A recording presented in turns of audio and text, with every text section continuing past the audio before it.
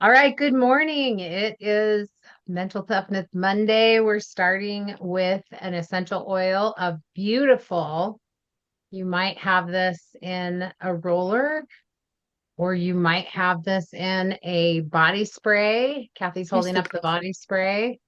Go ahead and roll it on and let's talk about it. This is the oil of self-respect. Beautiful was formulated to uplift the mood and encourage self-confidence and self-respect. This combination of oils beautifully unfolds the heart space, reopening it to love and self-acceptance. Too often, inherent value is gauged from outward responses instead of inner knowing. The oils and beautiful lead individuals to recognize the beauty of the gifts within them and to embrace their worth with grace and gratitude. It can be easier to find personal faults than to find inner strengths, talents, and capabilities. Isn't that the truth? This blend helps individuals acknowledge all that is good within and to radiate their divine light to a world in need. Wow. Beautiful can also provide clarity about things that captivate individuals. It encourages an honest assessment of where an individual places value and what influences are allowed into one's life. It gently lifts the eyes to meet the truth about present circumstances. It helps develop an innate sense of what is good and trustworthy, and when priorities are out of alignment, it gives them the strength to let go of relationships, beliefs, and behaviors that are not serving their highest good. Beautiful is a soothing heart tonic for those whose beauty has been used as an instrument against them. If individuals have been taken advantage of, abused, or misused, this blend wraps them in layer upon layer of love and sanctuary. It reminds them that they are worthy and fully loved. They are safe to be seen, and their beauty has never been and never can be diminished by outside forces. It promises that when sorrows have been grieved, love will return as a healer. That is a beautiful, oh, I just said that. That's funny. Beautiful oil. That is beautiful, beautiful. So inhale. So you can use it aromatically, you can use it topically, as you've seen all of us doing. Apply over the heart, the center of the chest, the back of the neck, or behind the ears. And it addresses negative emotions of abuse, self-loathing, self-critical, misused, unworthy, and grieving, and brings the positive properties of self-confident, self-love, self-acceptance, self-respect, self-worth, graceful, grateful, beautiful, capable, loved, lovable, healing, and worthy. That's a pretty power-packed oil, isn't it? Wow. Tell me your thoughts. So, how do you think men are going to feel about that? I think they're going to feel great. Men love Could they, beauty. How do you feel about that, hun?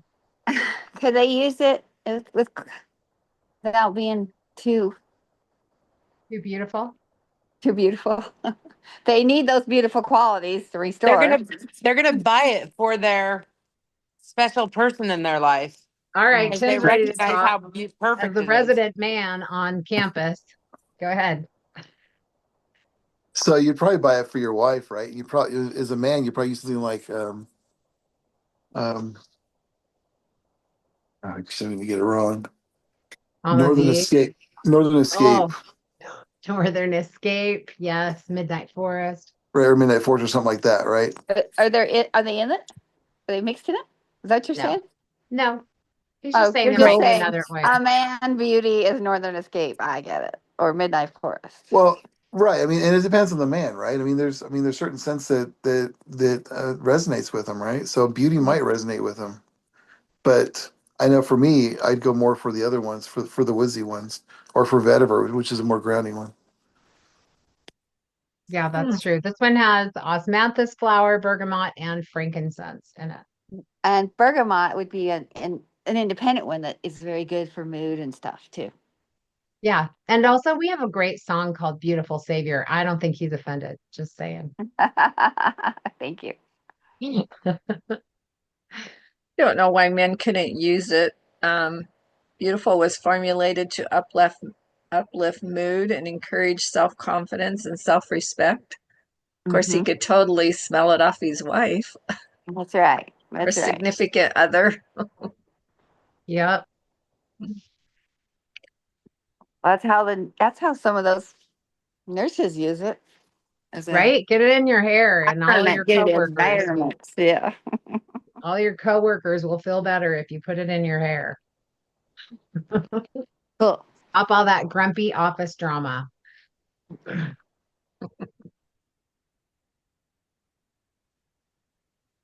All right. Any It's other just thoughts about beautiful self-respect? no, it's just straight up yummy. It's It is good. very Good stuff. I love it. Okay, well, let's move on to Steve Siebold and our 177 mental toughness secrets of the world class. We are we 64? Before. 64. Champions are world-class communicators. Here we go.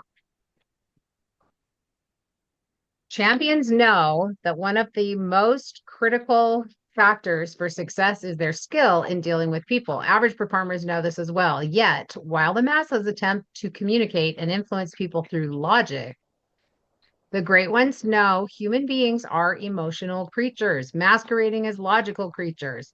Based on this information, champions tweak their approach. The crown jewel of champion level success with other people is knowing a critical factor in human relations, helping people fulfill their insatiable desire to feel important. From doctors to bus drivers, emotional creatures crave validation and acceptance, and professional performers know it. As a result of their conversations are peppered with language that makes others feel important. In business, average workers converse for personal satisfaction. The great ones converse to influence and persuade others to see their unique point of view. And Dale Carnegie gave us the quote. He said, when dealing with people, remember you are not dealing with creatures of logic, but with creatures of emotion. Okay, let's talk about emotions.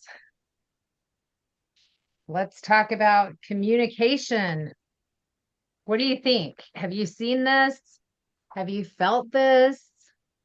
Yeah, and don't you just love to talk to somebody like this sentence? As a result, their conversation is peppered with language that makes others feel important. Yeah. We all crave that, and you just love to be around people that do that. Yeah. I do So, anyway. so we learned this, or that was one of the things that was taught to us this weekend at the Experience doTERRA. There was a lady who was friends with someone who trains Olympic champions. Yes. And so she had us do this little exercise where she kind of led with like, "Hey, champion." And then she told us how her friend would talk to her kids this way and call them champion and say like, "Hey, how would you rate how you just took off your shoes right there? Let's get them like lined up like a champion would, like just things like that." And anyway, it reminded me of this invaluable lesson, and I was able to like take this and lead with it in my lesson yesterday at church, and everybody loved it. It just brought like a feeling of engagement, and people were smiling, and um, we all feel good when people um, tell us we're a champion. And so that's, in fact, as I go to school this morning, that was one of the things that I want to bring into my classroom more. Is I thought that helps me to feel good, just myself, when I make someone else feel good. And so that giving people a compliment and helping them to remember that they are champions is a Yeah. really easy way to help all of us feel good. And isn't that something that was in the biology of belief that the words we say are so powerful that you have this power to lift and to be positive instead of dragging people down. And Yeah. and a word is an entity that has the ability to impress your cells to feel better. Isn't that crazy? That is So amazing, isn't it? yeah. I love that. Other thoughts about champions and world-class communication?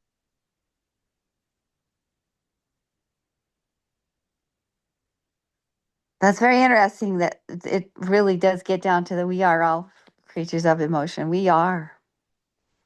It's something You, I'm talking to my kids about all the time too. Just my own children. Like if there's a problem, it's like, okay, we have to communicate. You can't assume someone just knows how that you there's a feel. problem or that kind of thing. It's like you've got to Or, talk to me. or you made them mad or something and you don't know why. Hmm. Yeah, but yeah, most of the time it's like, hey, I noticed you're like way farther away than you said you were going to be. What's going on? Oh, Oh, we changed our minds. Oh, I just need you to talk to me because if something happens, I need to know, where we're headed or who's involved or those kind of things. So, Now I love that. So true. or if something doesn't happen, maybe something awesome happens. I think that even related to business, like again, this is critical, right? Because if we can answer the questions or if we can figure out what to ask to help people figure out what they're worried about, Yeah. then Mm. we can help solve their problem. And that isn't that what we're trying to do in business? Yes. offer Yes, solutions. Yeah. totally. Totally. Well, the action step for today is go out of your way to make everyone you speak to feel important. A good start is remembering names in conversation. Make this a daily habit and watch how people begin to respond to you because you're using their name and you remember their name. And I know a lot of people say, I'm terrible with names. Um, I've made a habit if I forget someone's name to ask for it again. And I'll just say, remind me your name. And and that seems to be, like easily accepted. And lots of people are also, worry, they're very forgiving about that. But the way to remember and not have to ask for it again is when you get someone's name, use their name a few times while you're talking to them, and that will help it solidify in your mind. Or sometimes if I'm talking on the phone, like customer service or somebody, they say, this is whoever, I'll just jot down their name really quick. So at the later in the call, I can refer back to it, or at the end of the call, I can say thank you and say their name, which is nice. I don't know, but that I know that people, I mean, it's something that people do love is feeling recognized as an individual and not just a robot. Even the people that are helping you, they're people, right? And I think sometimes it's easy to take those people for granted, or in our day and age, we get, really mad at the help for whatever reason because we're frustrated or whatever. And it's really not fair. They're just a person, right? Doing their job. So, And if you can't remember their name, you could always call them champion. right? So, so Brenda, can I say something? Yeah, go ahead. Sorry, trying to get a word in edgewise here. So I'm reading a book by Simon Sinek called Leaders Eat Last. And in one of the chapters, he talks about belonging and how you create a circle of safety if you're working with a team. And part of that circle of safety would be if you did call them by name and not, then they know that you do know who they are, as well as making sure that you have their backs whenever there's controversy or stuff going on, which I thought was very I really like that principle of teamwork and being able to have your team's back and we're providing a circle of safety for them and for yourself as a leader. I love it. I love it. Any other thoughts on Well, world-class communication? Go ahead. I'm just saying, often when I have to say, hey, remind me your name, they're saying, and who are you too? Because they're in the same boat. It's Right. like really a big job to remember everyone's name you meet. And he said, and sometimes you say, I know you. Why do I know you? And that's a fun recognition. One day I met a lady that was a new worker, and she had been a banker for my dad. And I greeted her because she was new on our shift. And I said, you're new, you're the new one too. And you're from Aberdeen. And I thought, oh my gosh, you know some of the people I know. And then she figured out who I was. And oh my gosh, I know your father. I used to be his baker all the time. So it was actually really, I didn't know her name at all, and I didn't even remember her by her looks. She had changed a little, but she was always so nice to my dad, and I had been into the bank a few times with my dad. So there you go. It's like it's a rewarding gift to renew. I mean, don't be feeling so sad that you can't do it. It's a rewarding gift for yourself and maybe for them too to learn your name, and so it's not that big a deal. And to reconnect. Yeah. And it made her feel important, but it also made you feel important when Yeah, she told about the relationship that she had with your dad. And so, and then right. that probably made you have more thoughts about your dad Yeah. that day that maybe you hadn't been thinking about him as much. And so, Mhm. yeah, that's just like a win-win-win all over the place, isn't it? Mhm. I love it. Okay, we do have a world-class resource, and I have checked the link and it works. It says take your corporate team through the BillGov presentation workshop. Visit billgovworkshop.com, and that's BillGov, BILLGOVE workshop.com. I'll put it also in the notes down below so that you'll have access to that if you're catching us on the recording. And yeah, make it a beautiful week and um, say people's names and work on how you can make people feel important. I love that we did that oil at the beginning.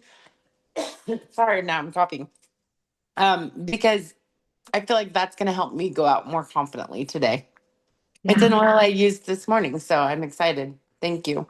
Yeah. No, this is a great one. It's really, really good. Okay.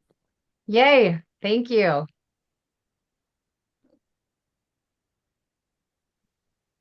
Find the button.